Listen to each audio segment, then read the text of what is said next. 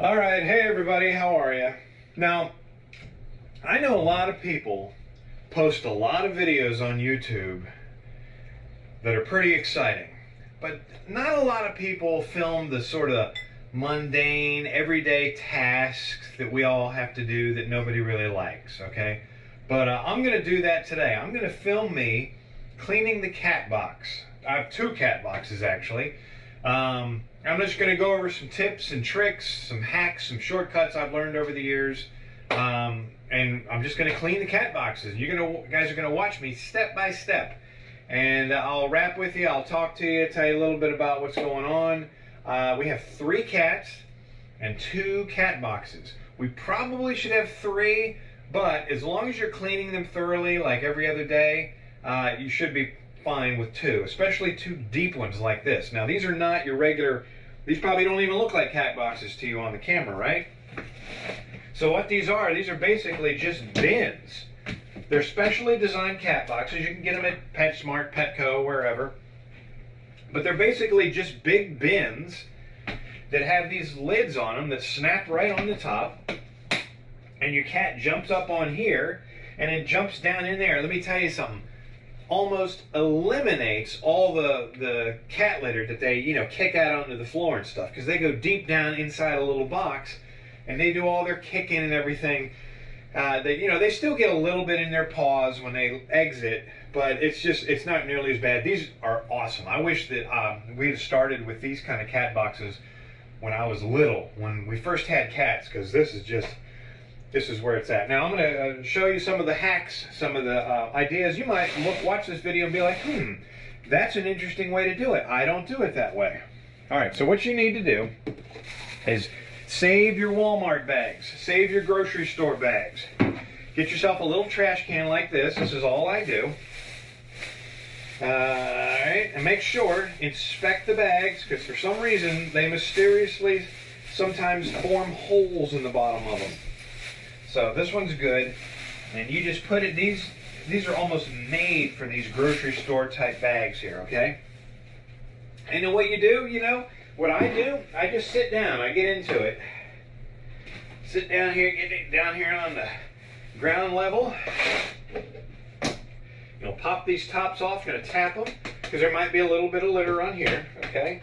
And you just set that aside. Now, you're always gonna have the huge clumps of pee. You got to be real careful that when you're, what I do is I do a tip technique, where I just sort of tip the litter box so that giant Titanic iceberg of clumped together cat piss just stays all in one big clump. Try to get some of these turds out first. The turds are easy to get out. It's those gigantic, monumental size clumps. You don't want those to fall apart and break up. You want them to stay as clumped as possible. And here we go. See? Look at that. You get a little bit of good, clean cat litter in the scoop as well. Don't worry about it. This stuff's cheap, okay? Speaking of cheap, this is what I get from Walmart. Special Kitty. This is the kind of cat litter that we are currently using. 40 pounds for $9.99. It's a pretty good deal. I usually get like 3 boxes at a time, just so you have plenty of backup. Clumping, Special Kitty, works just fine. All right, so anyway, we have 3 cats. We have, who's that? That is Sookie, S-O-O-K-I-E. Wife named her after a character from one of her favorite shows back in the day called True Blood. So that is Sookie right there watching me. Maybe learning something too. I don't know. Probably laughing at me because I have to deal with all the cat poop and pee. And let me tell you something. I cannot think of anything more vile and disgusting than cat poop or pee. But as far as the poop goes, the dog loves it. This is another good reason. We have a pretty tall husky, and we have our basset hound. Neither one of them can get all the way down in here to eat any of these tasty, delicious cat poops. Not that the husky would. I don't think the husky has any interest in that. It's more of our Basset Hound loves the taste of it. You would think, you know, do they not have taste buds? Or are their taste buds that radically different from ours?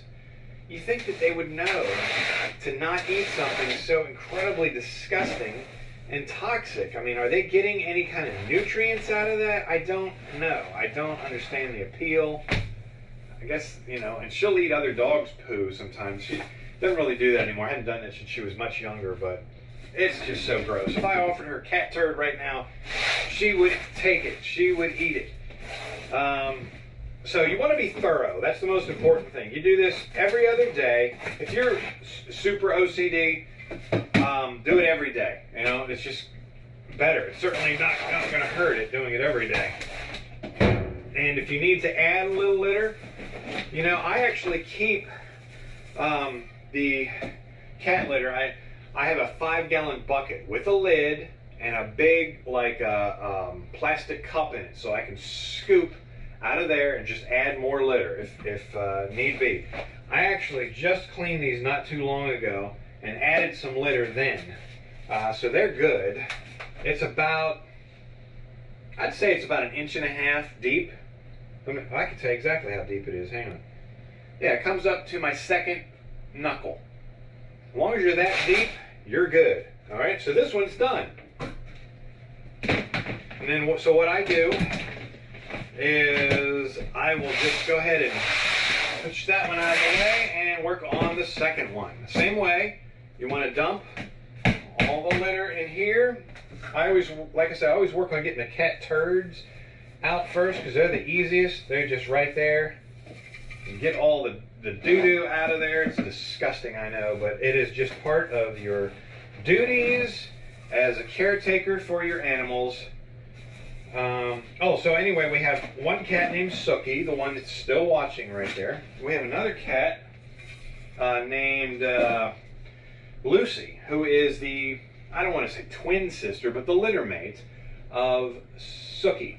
So they are two short-haired domestic tabbies. And then we have a black-haired cat named Bub. That is really the wife's cat more than anything. I mean, you know, all the cats are ours, but... Alright, so I'm doing my clump technique. And so you got to be careful. You don't want those clumps to break up. Just handle them gently, you know, just until you get it over. You see how easy this is? You just put the bag in here.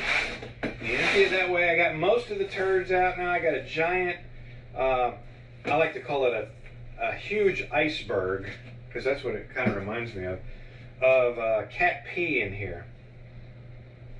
And I'm going to try to get that. Oh, there we go. Oh, it broke apart a little bit. That's okay. That's okay.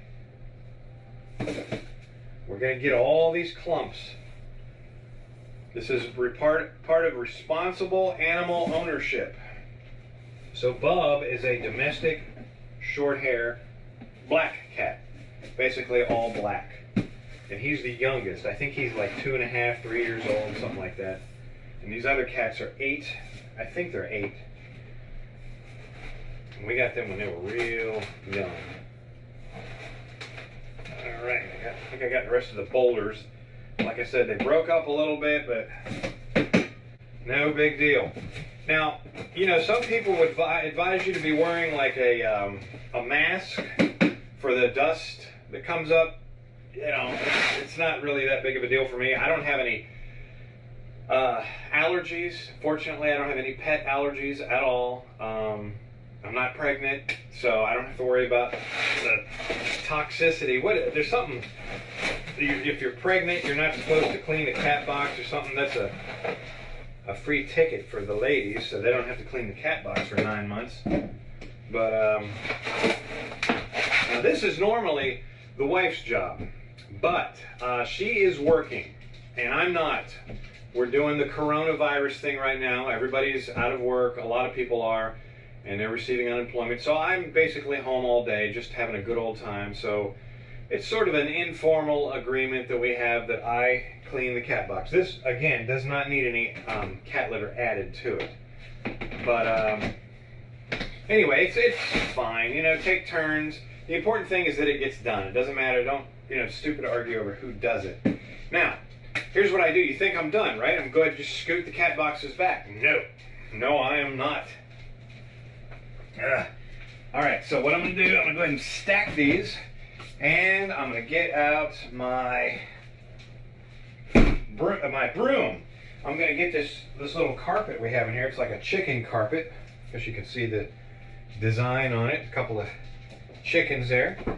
And the cats always walk on this when they're done using the litter box. So there's our basset hound back there. So just shake that out a little bit, and sweep. I always sweep when I'm done, just to get all this, there's some dirt from when people walked in and out of the house. There's cat litter and anything else, a little bit of dust and hairballs and stuff. Just, if you're going to do it right. Go all the way. Don't just do a halfway job. All right. So we'll sweep all this up. See, these are the mundane tasks that nobody thinks to film. For you young folks out there that are watching this, that are maybe you just got your first cat or you're kind of new to the whole thing,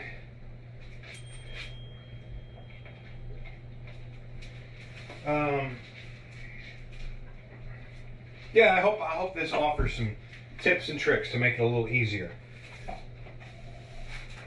I just remember when I first started with cats, I did not have a technique that was this efficient and neat. So I've learned a lot over the years how to keep it neat and make it easy on myself. All right, so now we can put the cat boxes back. All right, these are ready to go. There's like a clump of something.